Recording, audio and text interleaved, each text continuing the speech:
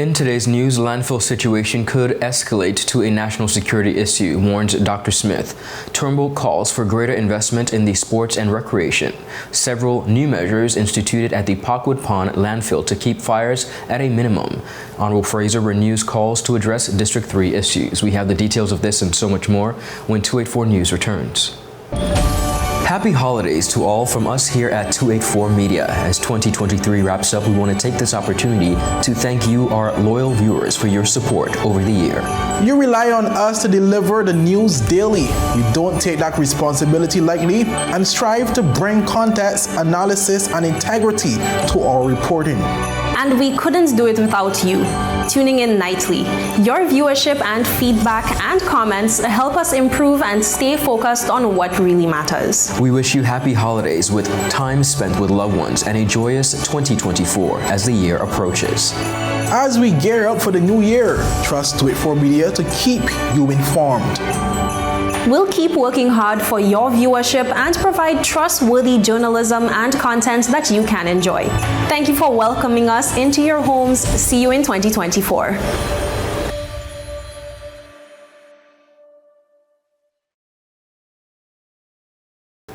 Hello everyone and welcome to this edition of 284 News. It is Thursday, December 21st, 2023. I'm Ron Grant bringing you the very latest out of Tortola in the Virgin Islands. A happy Thursday's wish to each and every one of you. Thank you so much for joining us. Beginning our newscast on the local scene, General Manager of the BVI Electricity Corporation, Dr. Neil Smith, says the current situation at the POCKWOOD Pond landfill not only poses a danger to the BVI Electricity's main plant, but it also has the potential to escalate into a national security issue if it gets out of control. Our Kamal Haynes has more on this report. The BVI Electricity Corporation's General Manager, Dr. Neil Smith, spoke on the POCKWOOD Pond situation during a recent interview with 284 Media as he addressed questions relating to several topical issues under his remit. On Saturday, December 9th, the dump site encountered a large-scale fire that was quickly brought under control, but not before impacting the BVI Electricity Corporation's plant, which is located in close proximity to the landfill.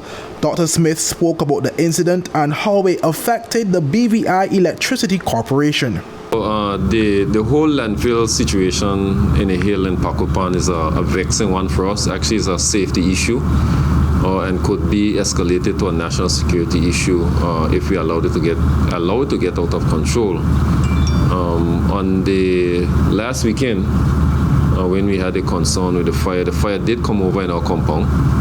And we had to use or assist the fire department with our own firefighting measures in order to protect ourselves from that particular instance. So even in respect to just the fire posing a risk to the power station, which by extension poses a national security risk, what I'm more concerned about really is the safety of the people at POCKWOOD Pond in the power station who have to be here to run it.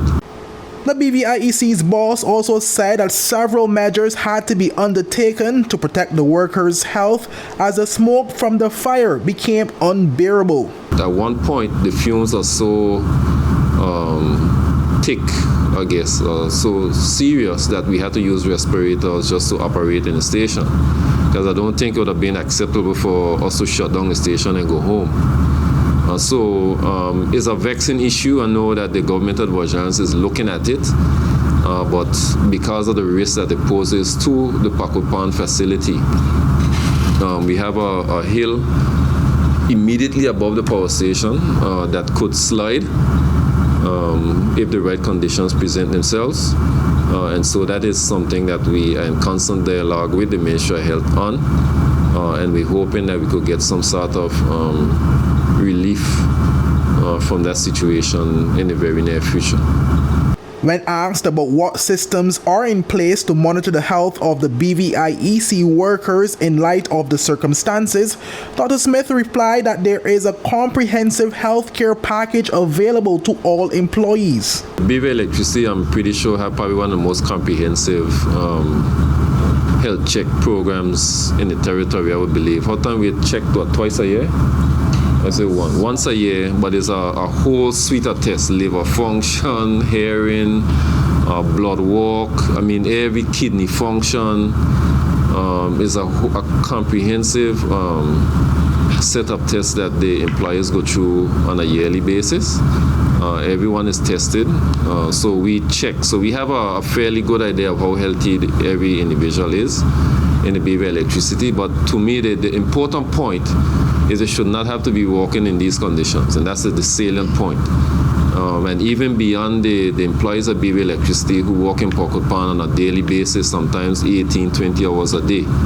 We have individuals in the community who are also affected by this, and we have people downstream of the landfill are also affected by this. So it's a serious problem that I'm sure the government is trying to address. 284 Media also spoke to the director of the Waste Management Department, Mr. Marcus Solomon, on the recent fire. He classified the incident as a level 3 fire that impacted the BVIEC's compound and said it was swiftly brought under control. Any past fires have lasted, from what I have read and also been informed, for more than days, sometime a month. I understand. What we have in this case is that we had a fire that was quickly brought under control within 24 to 48 hours. Solomon said the fire was, and I quote, not necessarily unexpected, end quote, due to the amount of waste and the type of flammable materials present at the landfill where the fire started. However, he said further measures have been implemented to minimize the possibility of similar incidents reoccurring in the future. So it wasn't necessarily unexpected. What we have been trying to do now is to ensure, and well, we have been always trying to do. What we are trying to ensure though is ensure greater compliance with everybody coming onto this facility to ensure that they get to the top of the hill if they are using certain equipment. Only those who have compactor equipment are allowed now to dump at the tipping area, and we try to immediately ensure that our team is mobilized to move that waste as you're seeing across there. So if you look here, before, if citizens are aware of the site, all here used to be waste. You're seeing as soon as the waste comes, the waste moves, right? And our team is there doing that now. So we don't have a stockpile of waste at this site anymore, and we are able to treat it at the top using the protocols and the standards we have set up to deal with landfilling at the top of the dump site. Reporting for 284 News, I am Kamal Haynes. Up next, viewers, we have more local news. We'll be right back after a quick commercial break. Yo, everything good there? Aye. This thing got me one way, daddy. What do you mean? Ever since I hook up with this thing, I can't eat, I can't sleep. This is the first thing I touch it when I reach home. What do you really? Hey, this ain't like you, know. Dad, this thing got me staying home, keeping out of trouble me. Wow. What your name is? Shit. I talking about my CCT life. Don't worry about missing your favorite series, sports, news, and local programming. Come to CCT today and sign up for CCT Live to access over 80 channels. CCT Live. Bring it home. 1 month free trial turned into 5. 5 months turned into, well, you know, I watching ball. I even watching football. Dad, Nickelodeon, Paw Patrol. I am hooked. Hooked, I tell you. At Higher BVI, we're not just about business. We're about empowering lives, and that is because we aspire to inspire. By choosing us, you're supporting a company that believes in equal opportunities, diversity, and community growth. Our mission goes beyond profit. It's about providing HR solutions, fostering talent, and leaving a positive impact. Join us in building a better future, a better BVI. Choose Higher BVI, where your support isn't just a transaction, it's a transformation. Together, we're changing lives in these beautiful Virgin Islands. Welcome back, everyone, and thank you so much for sticking with us. The Honorable Melvin Mitch Turnbull, 2nd District Representative, is urging the government of the Virgin Islands to devote more resources and attention towards developing sports and recreation in the territory. He maintains the current budget allocation remains inadequate to properly foster local athletic talent. During recent budget proceedings, Turnbull acknowledged a revised $556,000 recreation facility expenditure, up from $100,000. However, he stressed that substantially more funding is required to transform the sporting landscape. Turnbull highlighted the potential evidence in recent years as Virgin Islands athletes made their names on the international stage. Madam Speaker, the recreation facilities in this territory are something that we need to focus on. I don't know what else we need to see. I don't know who else we need to see come forward, Madam Speaker, before we once and for all take sports and recreation seriously in this territory and invest our resources financially to help those aspiring athletes and sport enthusiasts to get involved. In his view, capital is desperately needed to establish proper training facilities as well as infrastructure. We don't need more than Demoy Hodge right now, because we're going on the internet and the TV and we're seeing our own at the highest level of competition of basketball in the world. But Madam Speaker, we go down to the multipurpose sports complex. The facility, yes, it has been built, but it has not been upkept. And right now, the flooring on the court is not adequate. So you can't even hold a professional tournament, Madam Speaker, or proper training, Madam Speaker. We continue to do the wrong things right. Put the money where you need to put. Honorable Turnbull noted interested parties stand ready to lead sporting programs spanning various disciplines if provided the venues and backing. He urged the government to convert rhetoric into action for the betterment of the aspiring athletes across the territory. You have Halstead Shiverton and the trainer for Demoy Hodge and his agency now, Madam Speaker. And I sat in a meeting with the Premier, willing to come back to the BVI and offer training camps and offer this stream that they've created with Demoy Hodge. This pathway, not just specific to basketball, but the overall athletics, Madam Speaker, in terms of the statistical arm, the business arm of it, so that we are now building our capacity in this territory. How much more you want than what Adeja Hodge and Kyril McMaster and Shandam and Moon doing? Madam Speaker, what else we need? In swimming, in tennis, in soccer, in rugby, and all the, what else we need, Madam Speaker? Sailing. What else do we need, Madam Speaker, to put the adequate funding and take it serious? Let's stop reacting to when our athletes go out there and give it their best and put themselves in a position where they're recognized by the world, and then we are reacting to putting funding in place for them. Once we start from now, within the next 5 to 7 years, we could have Olympians in the different sports in this territory. So $556,000, Madam Speaker, is not enough.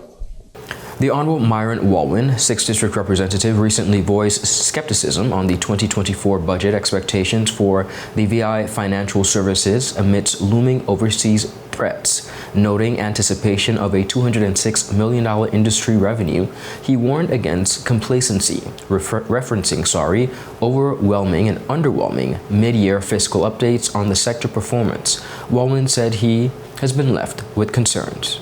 Due to the decline in renewals, the stock of active companies fell from 367,000 at the end of 2022 to 344 at the end of 2023, representing a 6.4% decline from 2022 levels.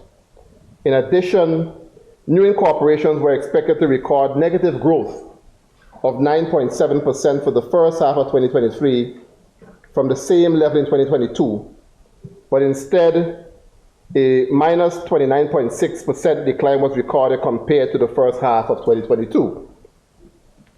It goes on to say, without any analysis being completed, there appears to be linkages between the substantial declines and the numerous challenges and threats facing the industry, including continued market saturation, challenges such as a publicly accessible register of beneficial ownership, possible taxation, etc., etc., etc. When I go now to the budget, and I want to read the budget speech, and I go to page 6 of the speech. At the bottom, the last paragraph on page 6, the premise says, revenue from the Registry of Corporate Affairs, which pertains to our financial services industry, is forecast to drop by 1.24% compared to 2023, from 208 million to 206 million. Wallin further highlighted pending public beneficial ownership registers representing catastrophic risk. While recent rulings from the European Court of Justice offered temporary relief, he stressed that the Brexit may pose implications for the acceptance and impact of the ruling. Now, this threat of the public accessible register of beneficial ownership, even though, yes, we have the ruling from the European Court of Justice, there are some issues still, because obviously the EU, the United Kingdom left the European Union. They could just simply say that this information is just instructive. They don't have to follow it.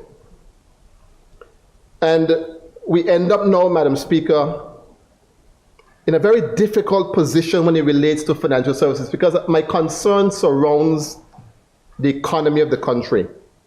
Considering the importance of revenue from the financial services industry, he dubbed any major industry declines as possibly disastrous for the economy. He chastised inaction on contingency planning for the vulnerability of the part of government. Madam Speaker, if those of us who understand the financial services sector and how important it is to the economy of this country, if we only lose even 10% of the revenue from financial services, it spells catastrophe for the services that we offer here in the territory. But while the discussion is going on about open registry, there's no conversation about how will the government deal with the possible loss of revenue, because I started off by reading that we're seeing the declines, and in the very document itself, it says, it lists the issue of the open registry as one of the possible reasons for the decline.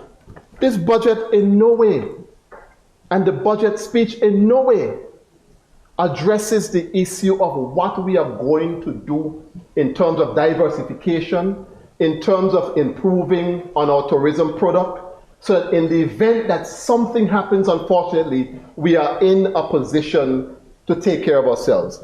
There's nothing in the budget that says that, and there's nothing in the budget speech that says that.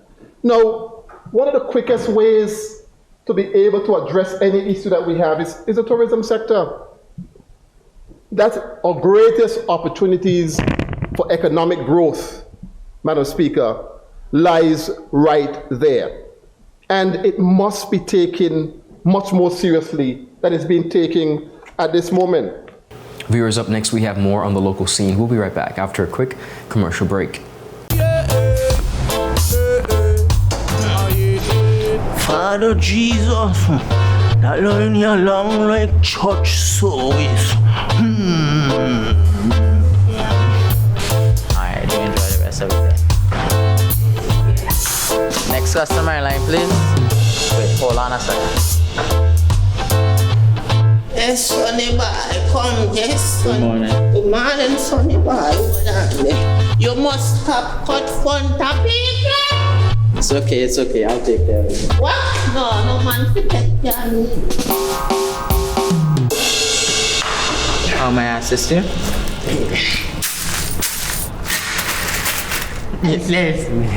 You want top of power? You want top of power? Top of power. Join the prepaid party with CCT and enjoy more affordable data plans, more top-up promotions, more savings with hero bundles, and more value for your money each and every Tuesday with Top Up Turn Up Tuesday. Visit a CCT store today or anywhere CCT Top Up is sold and top up your phone. 5, 10, 15, 20, 25, 30. You want top up power? Happy holidays to all from us here at 284 Media. As 2023 wraps up, we want to take this opportunity to thank you, our loyal viewers, for your support over the year. You rely on us to deliver the news daily. We don't take that responsibility lightly and strive to bring context, analysis, and integrity to our reporting. And we couldn't do it without you. Tuning in nightly. Your viewership and feedback and comments help us improve and stay focused on what really matters. We wish you happy holidays with time spent with loved ones and a joyous 2024 as the year approaches. As we gear up for the new year, trust 284 Media to keep you informed. We'll keep working hard for your viewership and provide trustworthy journalism and content that you can enjoy. Thank you for welcoming us into your homes. See you in 2024.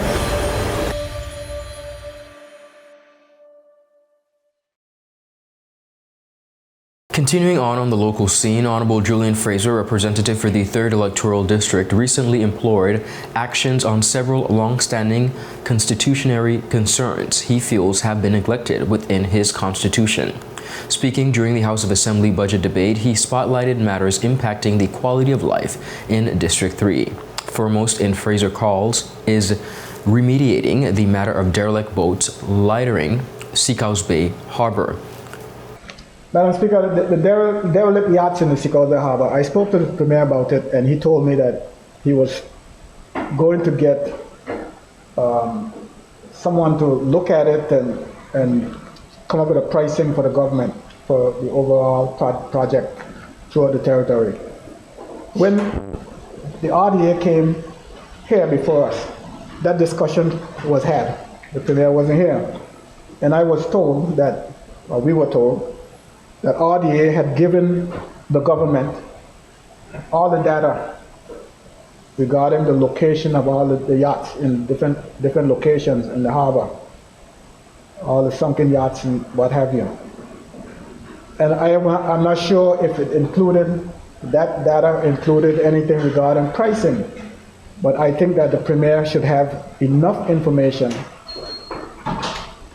to move this issue forward. It's been too long, it's been vexing. I think by now everyone is clear that they can't use those yachts against me to get me out of office. Additionally, he stressed that the absence of functioning streetlights across the significant areas of the district in District 3, the neighborhoods and roads continues to diminishing residents' nightmare security.